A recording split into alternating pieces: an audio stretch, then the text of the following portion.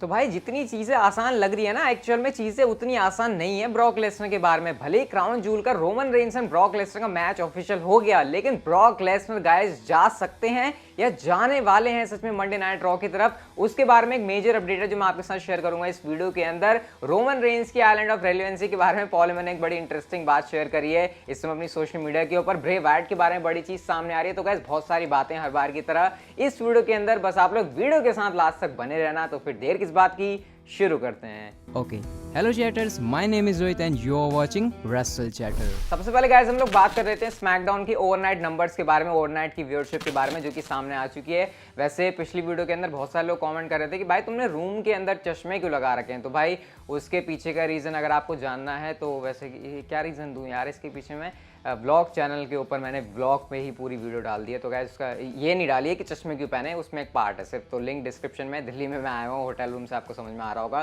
तो ब्लॉग भी आप लोग एंजॉय कर सकते हो, आई बटन पर भी इस समय आ रही होगी। खैर हम लोग अपनी अपडेट्स के ऊपर आ जाते हैं। तो स्मैकडाउन के जो नंबर्स हैं, आपको पता है पिछले हफ्ते किस तरीके से ब्रॉक लेसनर की आने की वजह से या फिर MSG गार्डन से हो रही थी, तो भाई 2.3 के आसपास आ गई थी। लेकिन इस हफ्ते के जो ओवरनाइट नंबर्स हैं ऑब्वियसली वो नीचे आने थे, लेकिन स्टिल 2 मिलियन से ऊपर हैं। तो स्मैकडाउन के रेटिंग्स में मामले में कोई ज़्यादा दिक्कत रहती नहीं है। वैसे भी 2.19 मिलियन व्यूअर्स मिले स्मैकडाउन को, जो कि ठीक ठाक हैं, कुछ बेकार नहीं है। अभी ओवरनाइट नंबर्स हैं, एग्जैक्ट नंबर्स इसी के कुछ अराउंड होंगे, तो ज़्यादा कुछ दिक्कत वाली बात रहती नहीं है। लेकिन हाँ, रॉ पर निगाहें इस बार इंटरेस्टिंग रहेंगी देखने के लिए, क्योंकि आपको पता है काफ़ी ज़्यादा इंटरेस्टिंग मसाला है रॉ के लिए। अभी रॉ के लिए कुछ और भी बुक है, उसके बारे में आगे चल के बात करेंगे। लेकिन गाइस कर्ट एंगल के बारे में बात करते तो कर्ट एंगल ने उन सुपरस्टार की एक लिस्ट निकाल दी अपने इंस्टाग्राम के ऊपर जिनको वो टैप आउट करवाना चाहते हैं। तो यहाँ पर कुछ गेम ऑफ थ्रोन्स टाइप की थीम में उन्होंने यहाँ पर निकाला हुआ है, जहाँ पर उन्होंने सुपरस्टार्स को फीचर किया हुआ है। इस वाली फोटो के अंदर आप लोग देख सकते हो। और गाइस नेम्स यहाँ पर काफी ज्यादा इंटरेस्टिंग है।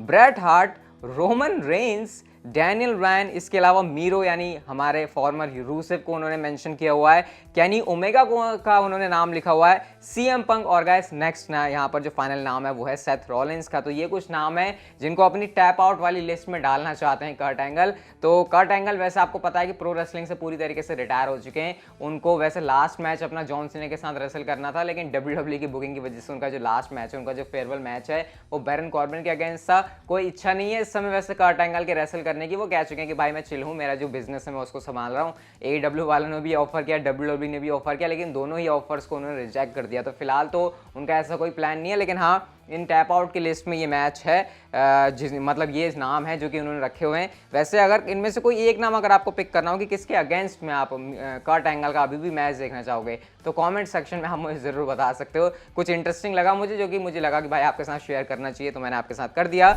हम चलते हैं गाइस अपनी अगली स्टोरी की तरफ और बात करते हैं हमारे 16 time world champion John Cena के बारे में। तो ये सवाल जॉन सीना से जब पूछा जाता है कि भाई क्या तुम किसी प्रमोशन के लिए कभी काम करोगे, क्योंकि आपको पता है रिसेंट में AEW आई है, तो हमेशा किसी बड़े स्टार के वहां पर जाने के चांसेस रहते हैं।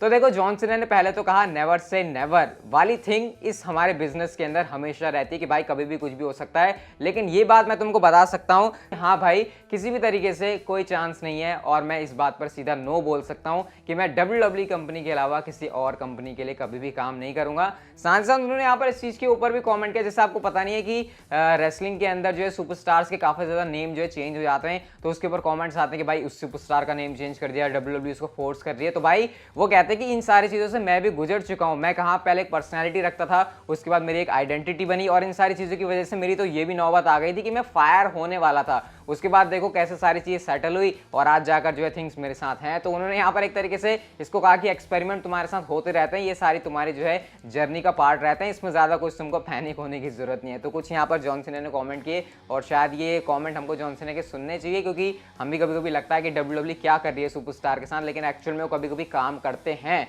लेकिन हम उसके ऊपर शायद ज़्यादा ओवर रिएक्ट कर जाते हैं। तो ये कुछ जॉन सीना का कमेंट था कि क्या वो किसी दूसरी कंपनी के अंदर जाएंगे। तो भाई जिनको लगता है कि वो AEW के अंदर भी जा सकते हैं, तो उस सारी पॉसिबिलिटी को यहाँ पर जॉन सीना ने पूरी तरीके से खत्म कर दिया है। नेक्स्ट स्टोरी की गाइस हम लोग बात करते हैं, तो यहाँ पर पॉल हेमन की इंस्टाग्राम और ट्विटर के ऊपर एक पोस्ट जो है उसको काफ़ी ज़्यादा फैंस पसंद कर रहे हैं। और सबसे पहले तो जो पिक्चर है वही अपने आप में काफ़ी ज़्यादा इंटरेस्टिंग है। बीस्ट इनकार्नेट का जो नया लुक है गाइस, वो आप लोग इस समय स्क्रीन के ऊपर देख सकते हो, जो ब्रॉक लेसनर की उन्होंने फोटो डाली हुई है।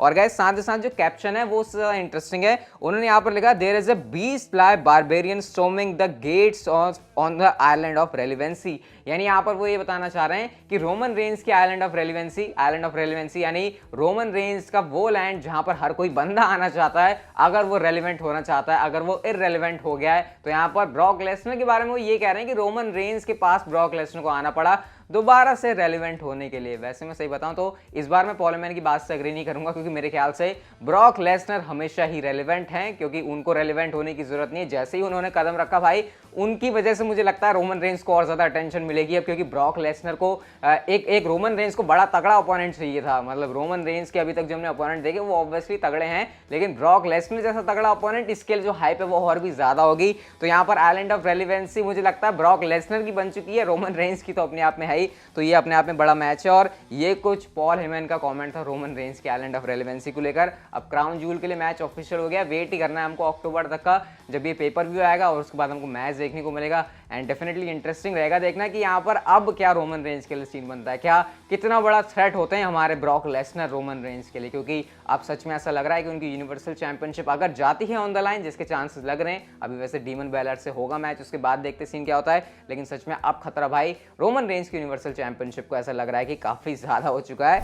अगली स्टोरी की तरफ गाइस हम लोग चलते हैं और ब्रे वाइट ने कुछ बड़ी इंटरेस्टिंग चीज जो है टीज करी है।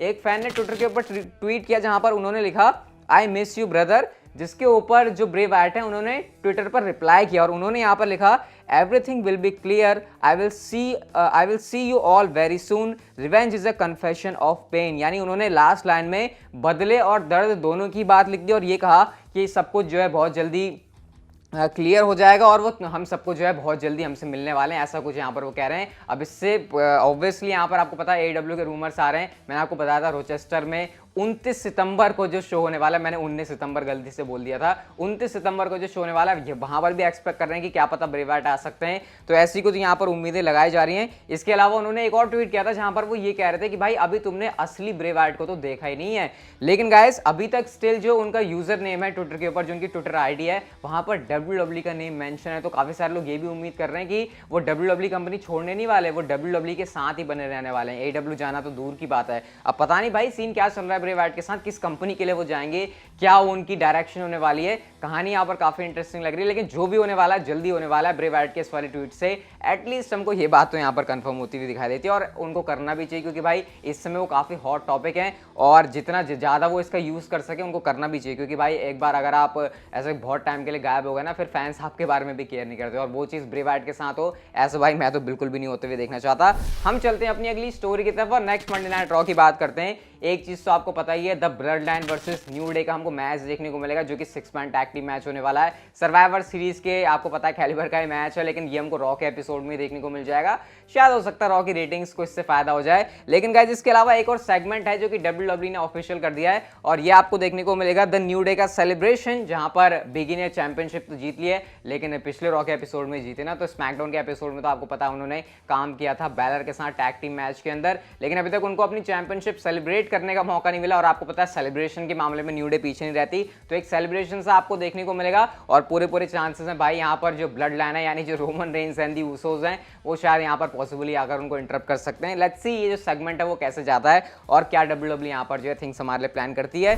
लेकिन गाइज हम लोग चलते हैं हमारे नेक्स्ट एंड फाइनल स्टोरी की तरफ। और गाइज ये काफी बड़ी चीज हो सकती है आने वाले टाइम में, किस तरीके से लैंडस्केप चेंज हो सकता है मंडे नाइट रॉ का। और गाइस ब्रॉक लेसनर पॉसिबली जा सकते हैं रॉ की तरफ। अब गाइस सबसे पहले मैं आपको बता दूं, जैसा हमने बैक स्टेज से देखा था कि केला ब्रैक्सटन ने पॉल हेमन से कहा था कि हमारे सोर्सेज हमको ये बता रहे हैं कि शायद ब्रॉक लेसनर जा सकते हैं रॉ की तरफ। ये पहला एंड था जहां पर WWE हमको ये बताना चाह रही थी कि शायद ब्रॉक लेसनर ड्राफ्ट का पार्ट होंगे और वो ड्राफ्ट के दौरान रॉ ब्रांड पर जाने वाले हैं। लेकिन गाइस अगर मैं आपसे ये कहूं कि इस समय ब्रॉक लेसनर कौन से रोस्टर का पार्ट है, क्या वो स्मैकडाउन का पार्ट है, क्या वो रॉ का पार्ट है, आप में से शायद हो सकता है बहुत सारे लोग ये कह रहे हो कि वो स्मैकडाउन का पार्ट है। लेकिन गाइस यहाँ पर आप लोग गलत हो, क्योंकि WWE की वेबसाइट के ऊपर इस समय ब्रॉक लेसनर को लिस्ट किया गया है रॉ सुपरस्टार, जैसे कि आप लोग इस समय यहाँ पर आपकी स्क्रीन के ऊपर देख सकते हो। और गाइस ये ऐसा नहीं है कि कोई अपडेटेड लिस्ट नहीं है, क्योंकि यहाँ पर ब्रॉक लेसनर की जो प्रोफाइल है उसको WWE ने अपडेट किया। जो आप लोग फोटो देख सकते हो ये पुराने ब्रॉक लेसनर की फोटो नहीं है, पुराने ब्रॉक लेसनर की लुक की फोटो नहीं है। ब्रॉक लेसनर का लुक तो अपडेट हो गया, लेकिन यहाँ पर जो उनका जो रोस्टर है, उनका जो ब्रांड है वो स्टिल रॉ की तरह एडवर्टाइज है, यानी जैसे वो पहले रेसलमेनिया के टाइम पर जब वो मैकिंटायर के साथ लड़के गए थे।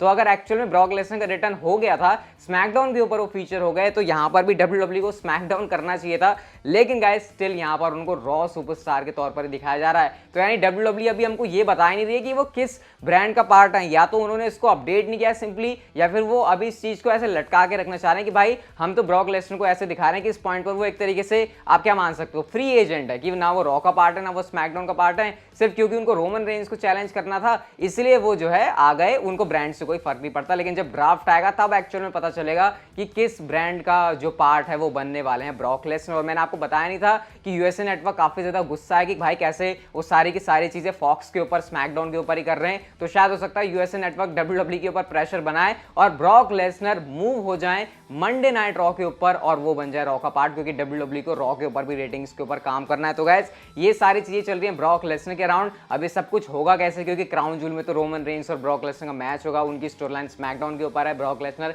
रॉ पर किस तरीके से आएंगे, क्या WWE ने यहाँ पर खिचड़ी पकाने वाली है, ये काफी इंटरेस्टिंग होने वाला है देखने के लिए। लेकिन थिंग्स जितनी सिंपल है गाइस वहां पर इतनी ज्यादा लग नहीं रही है, और डेफिनेटली इस ड्राफ्ट के अराउंड आपको शायद कुछ पॉसिबल शॉकर्स भी देखने को मिल सकते हैं, कुछ ऐसे चेंजेस जो कि रॉ की दशा सुधार सकते हैं, और शायद रॉ के ऊपर भी चीजें जो इंटरेस्टिंग हो सकती हैं। तो फिलहाल ये वो सारी चीजें जो कि मैं आपको ज्यादा से ज्यादा बता सकता हूं। बाकी ब्लॉग्स के लिए गाइस आप लोग डिस्क्रिप्शन से कोई चेक कर सकते हो, एक ब्लॉग जो है ऑलरेडी अपलोड हो चुका है और भी मैं उसके ऊपर काम कर रहा हूं। ये वाली वीडियो गाइस अगर आपको अच्छी लगी तो लाइक कर सकते हो आप लोग, और चैनल को सब्सक्राइब करके आप नोटिफिकेशन बेल को तो ऑन कर ही सकते हो। And see you guys in my next video.